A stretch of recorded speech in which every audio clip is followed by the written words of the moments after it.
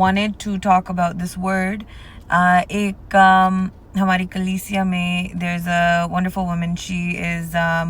She's come to me with a dream, and she said कि मुझे एक सपना आ रहा है और परमेश्वर ने उनको एक सपने के द्वारा एक बात दिखाई. परमेश्वर उनसे कुछ कहना चाहता है. God wants to say something to her, and so she told me she saw the word yada in this dream. And so when this sister told me कि ये जो word मुझे दिखाई दिया, she explained her dream to me कि एक जगह है जहाँ पे वो जा रही है लेकिन वो पहुँच नहीं रही. So she's not reaching this place that she's headed towards, and it's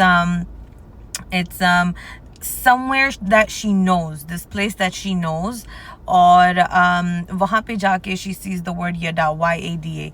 और I told her, I said this is a word in Hebrew, and I wanted to give this meaning of the dream. इस शब्द का मतलब क्या है. मुझे लगता है कि ये अच्छा वचन है, तो आपको भी इससे benefit हो सकता है. But in the Bible it says that many times that you will know the Lord, कि तुम परमेश्वर को जानोगे. यदा का मतलब होता है to know. इन हिब्रानी भाषा में जानना, तो मतलब कुछ रिवील होना आपके ऊपर. और अगर इस बात को आप गहरे तरीके से देखें, यदा का बहुत बार बाइबल में जब जिक्र होता है, मतलब खुदा के साथ एक डीप इंटीमेसी होना. So to have deep intimacy with the lord. वहाँ पे इब्रानी भाषा की बाइबल में यदा शब्द को लिखा जाता है. तो जब परमेश्वर इब्राहिम के बारे में बात करता है, परमेश्वर कहता है कि इब्राहिम को मैं जानता हूँ. इब्राहिम को मैंने जाना है. To know, he is a friend of gods, and it reflects a deep intimacy between God and Abraham. लेकिन एक ऐसी जगह, अगर आप Genesis 18 की 19 को देखें, अगर इंग्लिश बाइबल में King James वर्जन को इसको पढ़ें, it says for I know him. परमेश्वर इब्राहिम की बात कर रहा है. For I know him that he will command his children and his household after him, and they shall keep the way of the Lord. परमेश्वर कहता है कि मैं इब्राहिम को जानता हूँ और वो मेरी आज्ञाओं को मानेगा और वो अपने घराने को मेरे मार्ग के ऊपर बनाए रखेगा.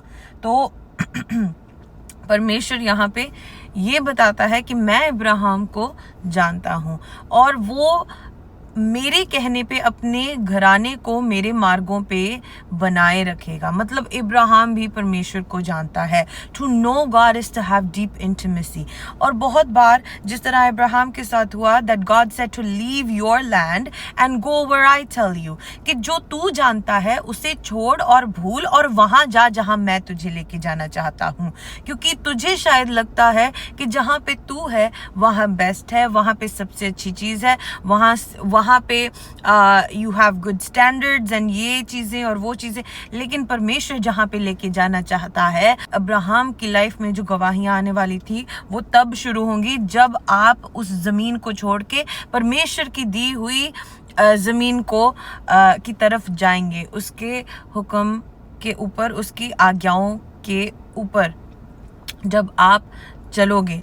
तब ये है जानना, डीप इंटीमेसी. मतलब कि जो भी तू जानता है, जानती है, उसको छोड़ के जो मैं सच्चा यहोवा परमेश्वर तुझे दिखाना चाहता हूँ, बताना चाहता हूँ, to know me, then you will know that I am the lord. परमेश्वर दिखाना चाहता है कि मैं ही हूँ परमेश्वर.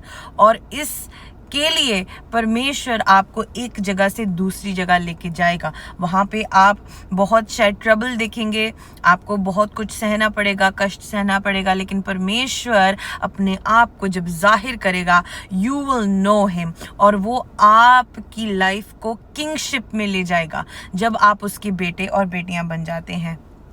अब जानना क्यों हमारे लिए ज़रूरी चीज़ है, क्योंकि अगर मैं इसका डायरेक्ट बाइबल के साथ लिंक करूँ ना, बहुत बार हम अपने आप को कहते हैं हम मसीही हैं, हम क्रिश्चियन बन गए, हमने बैप्टिज्म लिया है, और फिर भी हमारी लाइफ में हम यीशु को नहीं जानते. If we don't know Jesus, then we are still not there yet. जब हम यीशु को जान लेते हैं तब हम वहां पे पहुंचते हैं।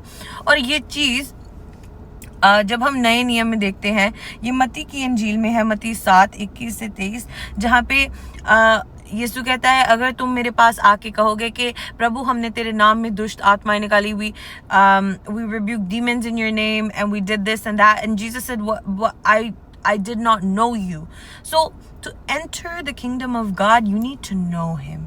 उसकी बादशाहत में दाखिलता प्राप्त करने के लिए आपको जानना पड़ेगा। तो ये जो शब्द है यदा, इसको मतलब परमेश्वर ने आपको इसलिए दिखाया है क्योंकि वो आपके साथ डीप इंटीमेसी बनाना चाहता है। परमेश्वर आपकी गवाही को, जिस तरह परमेश्वर ने सारा के जीवन में, सारा ने विश्वास नहीं किया, उसने कहा मैं बूढ़ी उम्र में कैसे एक पुत्र को उत्पन्न करूंगी, लेकिन दूत ने कहा सारा तू हंस क्यों रही है, तेरे जीवन में अगले ही साल मैं वापस आऊंगा और सारा तेरे औलाद हो गई। परमेश्वर इस तरह से काम करता है। जब उसके तरीकों को जान लोगे, जब उसके रस्तों को जान लोगे, जब उसकी योजनाओं को जान लोगे, जब उसकी शक्ति को जान लोगे, सामर्थ्य को जान लोगे, when you know his power, when you know his ways, when you find out how God works, everything will change. And this is where your testimony comes in. दूत ने कहा, the angel said, अगले ही साल मैं फिर से आऊंगा और सारा के पास एक पुत्र होगा।